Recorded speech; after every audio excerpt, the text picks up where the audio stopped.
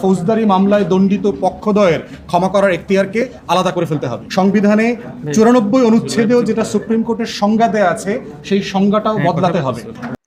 সংলাপে এবি পার্টির সাধারণ সম্পাদক ব্যারিস্টার আসাদুজ্জামান ফুয়াদ আরো জানান, আওয়ামী লীগ শাসনামলে হত্যা মামলায় দণ্ডিত 27 ফাঁসির আসামিকে 28 বার রাষ্ট্রপতি ক্ষমা করেছেন। এক আসামি 2 বারও ক্ষমা পেয়েছেন। সব আসামি ছিলেন আওয়ামী লীগের। সালাউদ্দিন আহমেদ বিএনপি নেতা বলেন, রাষ্ট্রপতি ক্ষমার অপপ্রয়োগ হয়েছে। ফাঁসির আসামিকে ছেড়ে দিয়ে হত্যাযজ্ঞ উৎসাহ দেওয়া হয়েছে। তাই আইন প্রণয়নের মাধ্যমে নিয়ন্ত্রণ বিএনপি একমত। ডক্টর তাহের বলেন, জামায়াতে ইসলামী নেতা হত্যার মতো অপরাধে ভুক্তভোগী পরিবারের সম্মতি ছাড়া রাষ্ট্রপতি বা কমিটি এককভাবে সাজা মাফ করতে পারবে না। এতে ইনসাফ নিশ্চিত হবে। আক্তার হোসেন বলেন, এনসিপি নেতা, অতীতে রাষ্ট্রপতি ক্ষমার নামে শীর্ষ সন্ত্রাসীদেরও ছেড়ে দেওয়া হয়েছে। ভুক্তভোগী পরিবারকে ন্যায্য ক্ষতিপূরণ দিতে হবে।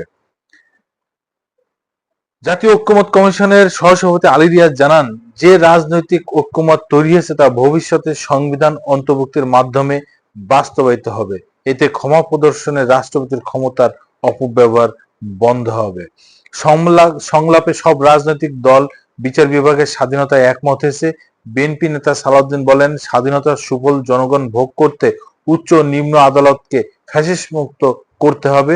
পরিষ্কার বক্তব্য, আদালতকে ফ্যাসিস্ট মুক্ত করতে হবে, তারপরে স্বাধীন বিচার ব্যবস্থা সত্যিকার অর্থে কার্যকর হবে।